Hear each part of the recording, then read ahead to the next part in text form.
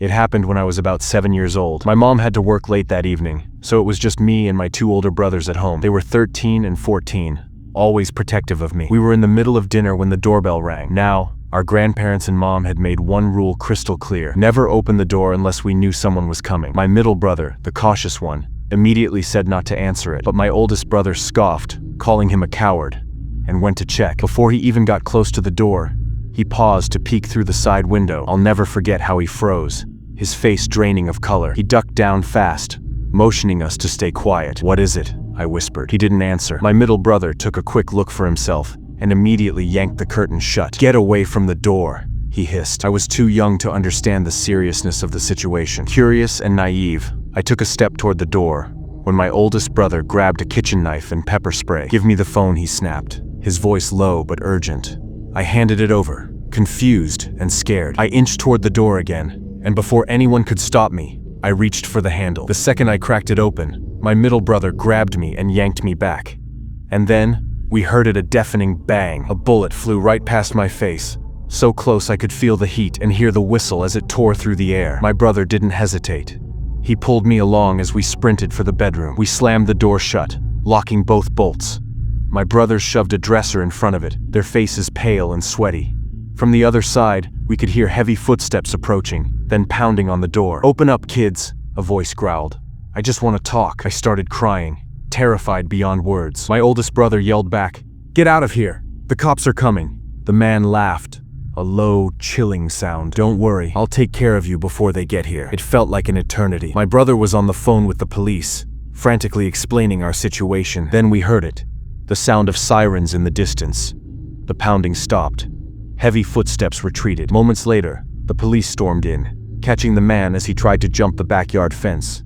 When everything was over, we learned who he really was: a serial kidnapper and murderer. He had already taken the lives of more than 10 children in the area. That night changed everything. I still get chills thinking about how close I came to not being here today. Even now, at 20 years old, I have nightmares about it.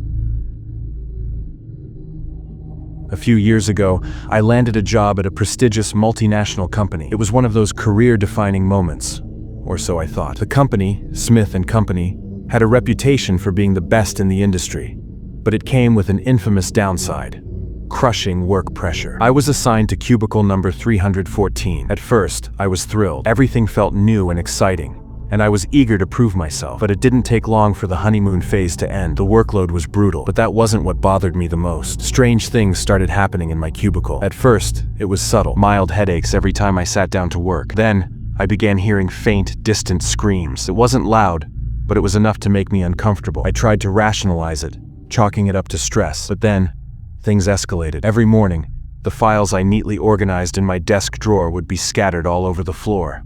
The strange part: the drawer was locked, and I was the only one with the key. One evening, as I was leaving work, I swore I saw my office chair move, like it was following me. I froze, staring at it for a good few seconds, but it didn't move again. I convinced myself I was imagining things, but the unease stayed with me.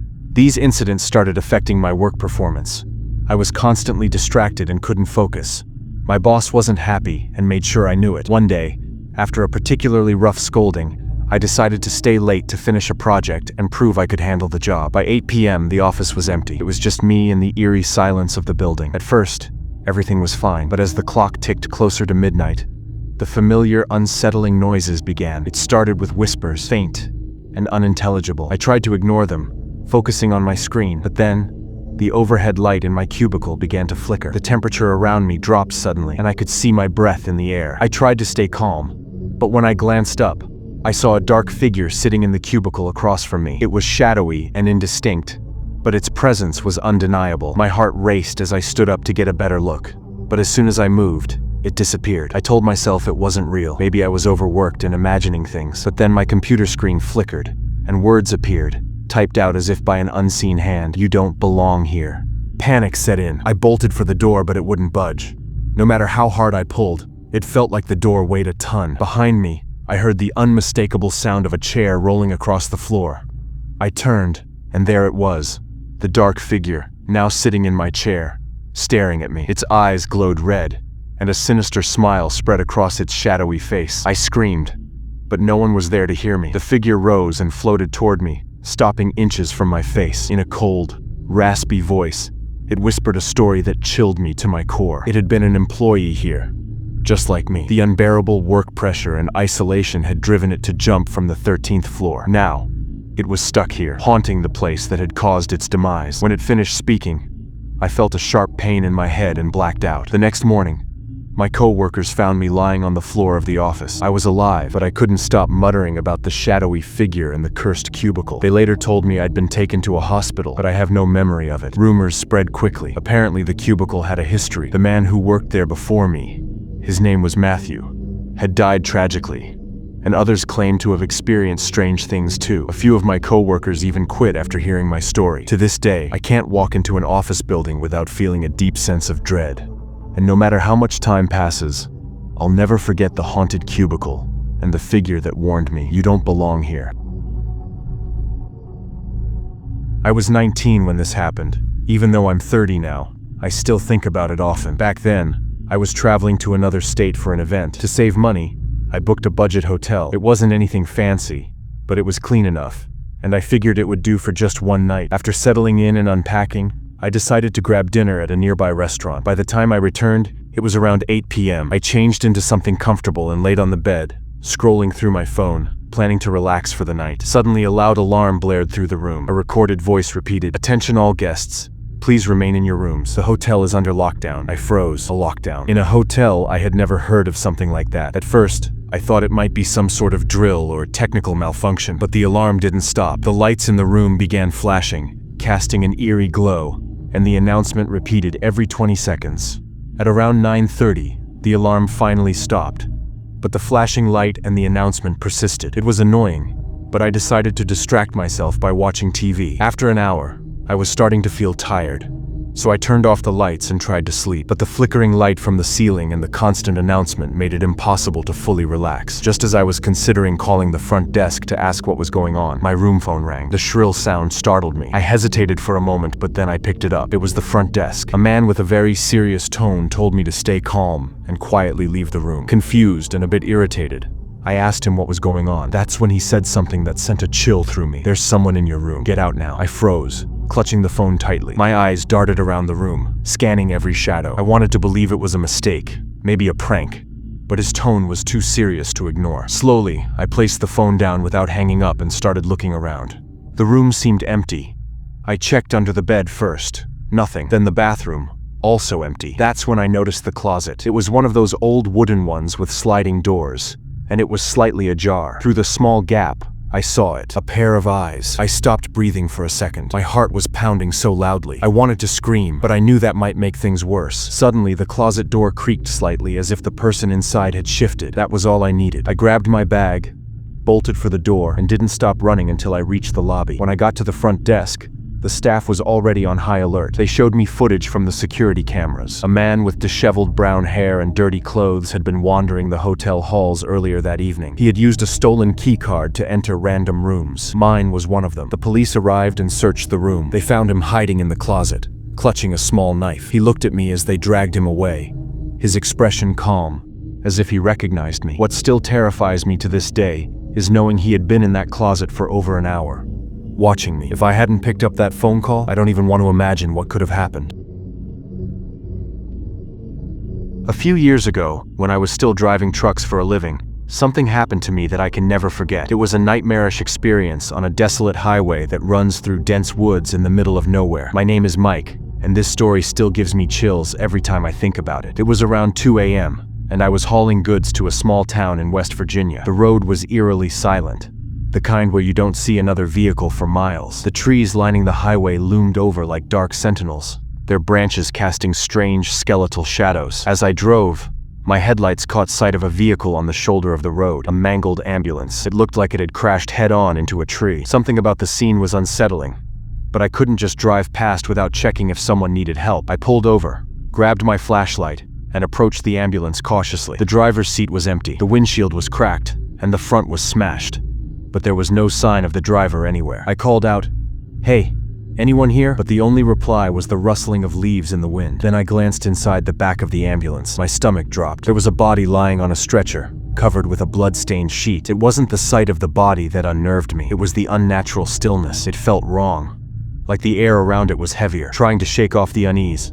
I shut the ambulance doors and hurried back to my truck. I called the local police, explaining the situation. They told me to stay put, and they'd send someone over. I hung up and sat in my truck waiting. But then I heard it, a loud bang, like something had hit the back of my truck. My heart leaped into my throat. I grabbed my flashlight and stepped out, circling around to the rear. There was nothing, just the empty road and the dark woods. As I stood there, scanning the area, I noticed something. The ambulance's back doors were slightly ajar, and then I saw movement inside. My blood ran cold. I mustered up some courage and took a step closer, aiming my flashlight at the interior. But before I could focus on anything, a piercing scream echoed from the woods, freezing me in place. It was unlike anything I'd ever heard, high-pitched and agonized, like someone or something was in unbearable pain. I bolted back to my truck, slammed the door shut, and locked it. My hands trembled as I gripped the steering wheel, trying to convince myself I was imagining things. That's when the ambulance's headlights flickered to life. Its horn blared, shattering the silence. I stared in disbelief as the once motionless body inside sat up. I could see its silhouette through the back window. I don't remember much of what happened next. All I know is that I panicked and ran. My legs carried me into the woods,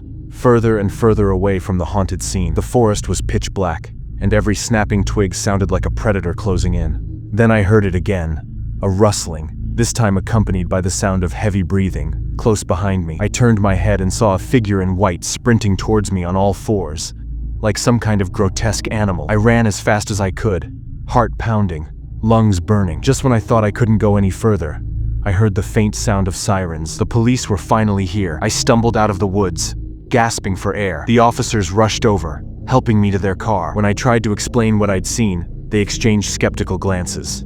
They went to investigate the spot where I'd seen the ambulance, but when they came back, they looked puzzled. "Sir," one of them said, "there's no ambulance here. Are you sure you weren't imagining things?" I insisted it had been there, described it in detail, even mentioned the body. They decided to call the local hospital to check if an ambulance had been reported missing or involved in an accident. The hospital denied everything. No ambulance had gone missing, and no crash had been reported. To this day, I don't know what I encountered that night. All I know is that I never took that highway again. Whatever I saw, whether it was a ghost, a hallucination, or something beyond explanation, still haunts me.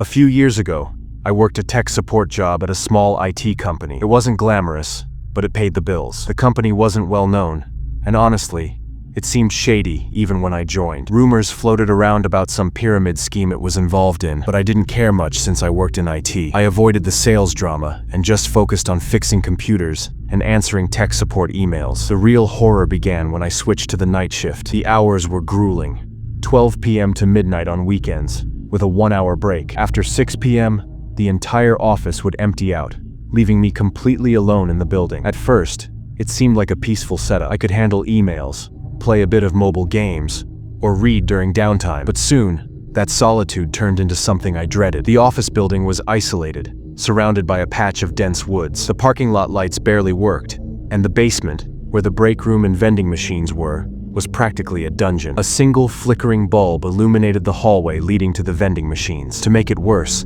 there was a narrow dirt trail behind the building that cut through the woods.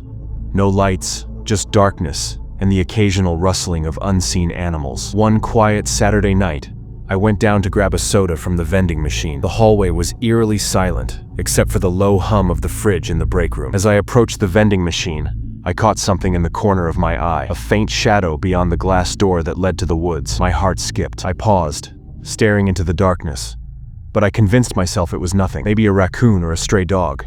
I shook off the unease, got my soda, and turned back toward the stairs. That's when I heard it, a sharp, deliberate knock on the glass door. My chest tightened.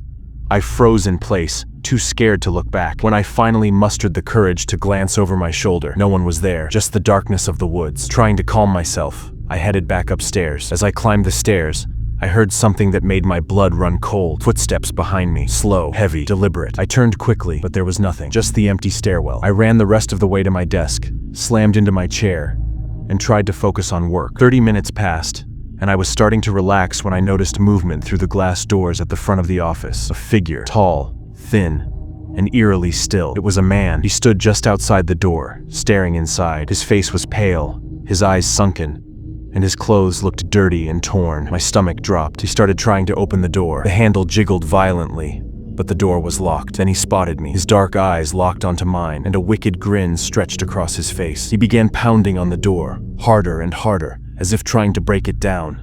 I grabbed my phone and dialed 911, explaining the situation to the dispatcher while keeping my eyes on the man. Suddenly he stopped. The pounding ceased. He stared at me for a moment longer, then disappeared into the darkness outside. Moments later, I heard a loud crash. A massive rock had been hurled at the glass door, cracking it. I screamed and ducked under my desk, clutching the phone.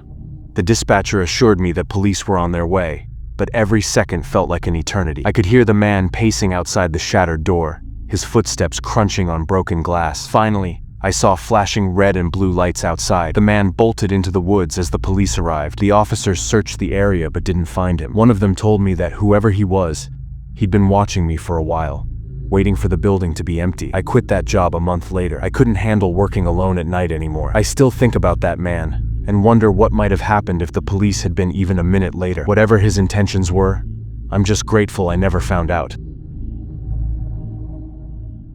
I grew up in a small mountain town. Our house was perched on the edge of a cliff, surrounded by dense woods. It was the kind of place where the silence could be deafening, especially when you were alone. That's exactly what happened one weekend when my parents left town for a conference. I wasn't too worried about being alone. I locked all the doors, checked the windows, and settled in for a quiet evening of TV. It was raining hard outside, the kind of rain that makes you feel grateful to be indoors. But my sense of safety didn't last long. Around 8 p.m., the doorbell rang. It startled me because no one ever came to our house uninvited, especially in this weather. I ignored it, figuring it might be a delivery for one of the neighbors, or just a mistake. But then, the bell rang again. This time, I muted the TV and listened. The rain was pounding on the roof, but I could hear faint shuffling outside the door. My heart started to race. I wanted to check the peephole, but the heavy wooden door didn't have one. The only way to see who was outside was to go upstairs to the guest room window that overlooked the front porch. Before I could move, the doorbell rang a third time. Something about it felt insistent, almost aggressive. I crept to the door and stood behind it, trying to hear any voices or footsteps. Then came the knocking. It wasn't polite or hesitant. It was loud, heavy, and deliberate. And then, a man's voice. "I know you're in there. Open the door." My stomach dropped. How did he know I was home? I hadn't made a sound. The lights in the house were off, except for the faint glow of the TV in the living room. I stayed frozen, my hand over my mouth, trying to silence my breathing. Minutes passed. The man didn't knock again, and eventually, I heard his footsteps retreat, but I didn't feel relief. Later that night, as I was trying to fall asleep, the doorbell rang again. This time, I didn't hesitate. I grabbed my phone and crept to the guest room window. Parting the curtains slightly, I looked down. What I saw made my blood run cold. There was a woman standing at the door. She was dressed in all black. Black dress, black heels, black hat. Even her hair was dark brown, almost blending with the night. But what stood out the most was her face, or rather what I could see of it. Her head was tilted down, and her long hair obscured most of her features. Standing beside her was a tall man in a black suit. His posture was unnervingly still, and his face was pale and expressionless. The woman suddenly tilted her head upward, and I saw her eyes. They were glowing red, and then she smiled. It wasn't a normal smile. It stretched too wide, showing too many teeth. I couldn't hear her, but I could see her laughing. Her shoulders shook, and her mouth opened impossibly wide, revealing a void of darkness inside. The man didn't move. He just stood there, watching the door. I ducked behind the curtain, my heart racing. I couldn't bring myself to look again. I stayed in that room for hours, too scared to go back downstairs. When I finally worked up the courage to check, they were gone. But for nights afterward, I felt like someone was watching me through the windows. To this day, I don't know who or what they were, but I'll never forget the woman's smile and the man's unblinking stare. This story was shared with me by Ravi, whose sister Kavya worked as a nurse in a private hospital in a remote area. What Kavya experienced still haunts her to this day. Kavya had recently joined the hospital and was getting used to the routines and staff. Among the nurses, she became particularly close to Neha, who had been working there for a while. They often exchanged stories during breaks, but one evening, Neha shared something chilling. She told Kavya about the hospital's basement, a large hall that had once served as the morgue. Years ago, the bodies of patients who passed away were stored there until their families arrived. The staff avoided the area, citing bad energy. Neha said there were stories of shadows moving, strange noises, and an overwhelming sense of dread. One worker had reportedly quit after witnessing something so terrifying he refused to talk about it. Kavya brushed it off, not wanting to believe in superstitions. But a few days later, she was asked to retrieve a file from the basement. As she descended the stairs, the air grew colder, and her footsteps echoed ominously. She reached the heavy door, hesitated, and opened it. Inside, the hall was eerily silent. The dim light barely illuminated the rows of shelves stacked with old files. Kavya searched for the file, her heart racing. She found it quickly, but as she turned to leave, she heard it. Soft sobbing coming from the far end of the room. Her breath caught in her throat. The sobbing grew louder, but no one was there. Her mind raced back to Neha's story. Fear gripped her, but she forced herself to move towards the sound, thinking it might be a patient who had wandered down there. Just as she reached the center of the room, the sobbing stopped. In its place came a chilling, guttural laugh. It echoed through the hall, growing louder and more menacing. Kavya froze, then bolted for the door, the file clutched in her trembling hands. Back upstairs, she told the doctor what had happened, but he dismissed it as her imagination. Hospitals can feel eerie at night, he said. Weeks passed without incident, but Kavya couldn't shake the feeling that something was wrong in the hospital. One night, she and Neha were on the night shift. Around midnight, Kavya was making her rounds when she passed room 21 and heard muffled groans. Inside, she found a patient clutching his chest in pain. She quickly administered medication, and he calmed down. But as she adjusted his IV, she noticed something strange. The blood bag hanging beside him had turned pitch black. She blinked and looked again, but it was normal. Dismissing it as her imagination, Kavya stepped out of the room and continued her rounds. The hallways were deathly quiet, but then she heard it, the sound of something heavy being dragged across the floor behind her. She whipped around, shining her flashlight, but the corridor was empty. Her pulse quickened as she hurried back to the nurse's station, where Neha was waiting. Neha looked pale and said she'd heard loud crashing sounds near the reception area. Together, they went to investigate. When they reached the reception, there was no sign of anything amiss. No fallen objects, no broken tiles. But the air was thick with a foul, decaying stench that made Neha gag. Kavya noticed the receptionist staring at them, puzzled. "There's no smell," she said. The next morning, Kavya requested to change her shifts, avoiding the night duty whenever possible. But even in the daylight, the memories of that basement and the haunting laugh refused to leave her. In 2019, I had just graduated college and started working at my first job. It didn't take long for me to become friends with one of my co-workers, Ryan. He had moved from another city for the job and was living alone in a small rented apartment. Over time, we became close, often hanging out together on weekends. One Saturday night, we decided to catch a late movie. The show started at 9 p.m. and ended around midnight. Since Ryan didn't own a bike, I offered to drive him home afterward. By the time we left the theater, the streets were eerily silent. The usual hum of traffic was replaced by an unsettling stillness. As we rode through the deserted streets, the only sound was the faint hum of my bike's engine. Suddenly, out of the corner of my eye, I noticed a child sitting by the side of the road. He couldn't have been older than 6 or 7, and he was crying. Feeling uneasy but concerned, I pulled the bike over.